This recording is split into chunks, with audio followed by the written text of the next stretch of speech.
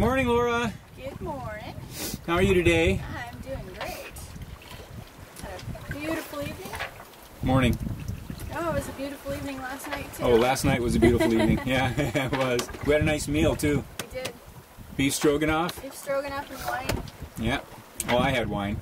I had some wine, too. Oh, you did? Yeah. I didn't even notice. Sipping out of my cup, huh? I don't take much. Today is June 5th, day 11. Had some interesting things this morning. We discovered the through deck connector for the solar panel wiring. Goes down and forward to the batteries.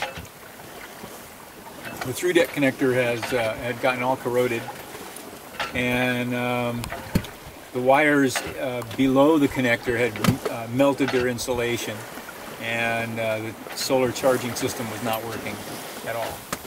I pushed the little buttons on the solar panels and they didn't do anything, so it indicated that the whole thing was fried, and I was worried about that. But once I disconnected the wires from the solar panels themselves are okay. So all I have to do is rewire the solar panels to the batteries. Nothing to it if we were at the dock. It'll be a little more challenging out here, but we'll have to do that. So we fired up the engine, decided to run the engine for an hour to charge the batteries up. Not that they were low, the batteries were fine, but we had run our lights all night and run the stereo last night. So started the engine up. The engine ran for about 10 or 15 minutes and then started acting funny.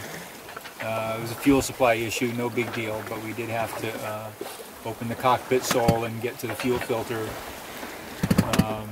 We have a little squeeze bulb on the fuel hose just for this reason, because we've had this problem before. So all it was needed was to reach down in there and pump some fuel up into the filter, and then the engine ran fine for an hour and a half. And topped off our batteries. While we were doing that, we ran the water maker, topped off our ready-use water tank. We're using about 1.5 gallons a day. We're not trying to conserve at all. The water maker, run the water maker for an hour. It makes 1.5 gallons of water. So that isn't a problem. We also have plenty of water in reserve. We have about, I think, 35 gallons of water on board right now. So even if the water maker did quit, we would be in fine shape. No problem at all. But everything's going pretty well. The seasickness thing that has been bothering me, it comes and goes, and still, even this morning, a little bit when I was with my head down in the locker trying to diagnose the electrical problem, I started getting a little dizzy, a little queasy. So I don't know what's up with that. 11 days out at sea and I'm still getting seasick. That's kind of strange. But the weather has been beautiful the last couple of days. Yesterday it was overcast and nice and cool. Today it's bright and sunny, but we're moving north. We're somewhere in the vicinity of 30 north latitude, and so it's getting cooler. We're skirting the edge of the high, the North Pacific high. Our barometer has risen quite a bit, so that tells us we're along the edge of the high.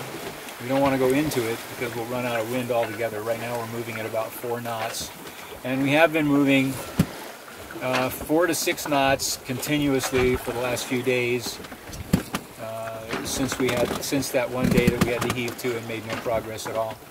3 days ago. 3 days ago? 3 days ago. Yeah.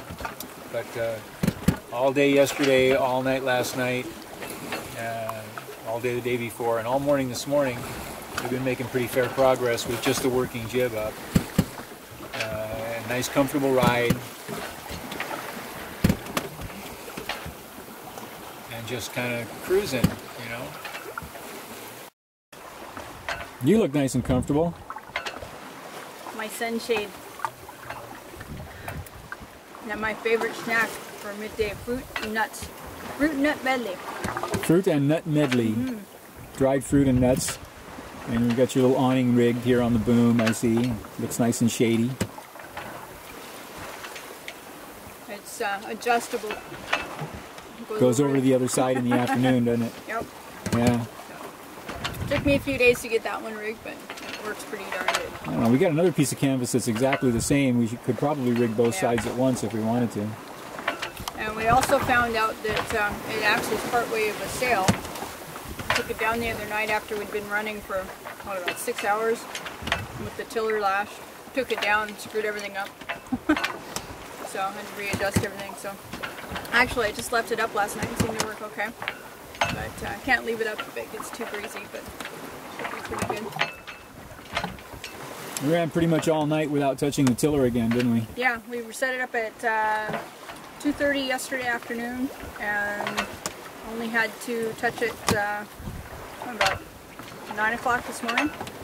9 o'clock this morning, yeah, something like that. When the wind started to futz out again. Yeah, the wind died down, as it does every morning. Or it has the last few mornings anyway. It's been pretty much expected to die down. And lashing a tiller like this keeps us on course. I mean, we haven't varied more than 10 degrees off course, one way or the other. And after we finished running the motor, the tiller was still lashed. And turned the motor off and she just set her course again and kept sailing. So, easy cheesy.